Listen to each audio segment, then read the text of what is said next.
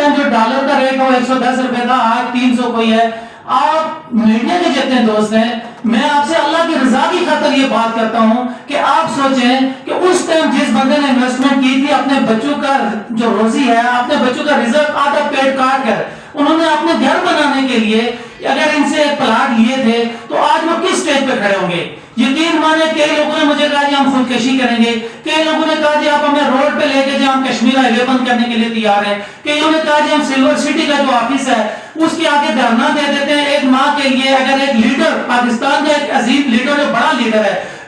وہ اگر 126 دن اپنی کرسی کے لیے اگر دھرنا دے سکتا ہے تو ہم اپنے بچوں کا جو گھر ہے، جو اپنے سپنے تھے، ان کی جو قاتل ہے ان کے لیے ہم نہیں دھرنا دے سکتے. لیکن ہم اداروں کی ایک احترام کی خاطر کہ ادارے آ جاتے ہیں، وہاں پہ انتظامیہ آ جاتی ہے، ہمیں کہتی ہے جی کہ دیکھیں جی آپ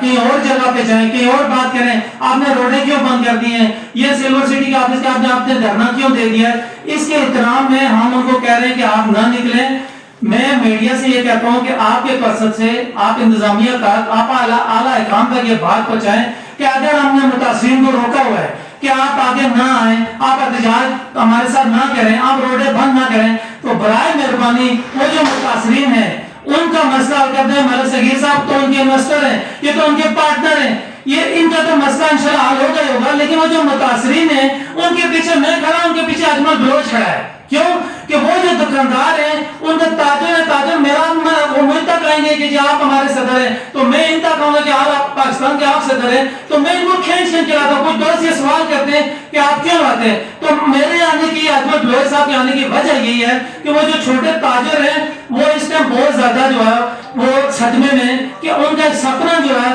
وہ پورا نہیں ہو رہا، ان کے جو پلاٹ ہیں وہ ان کو نہیں مل رہے.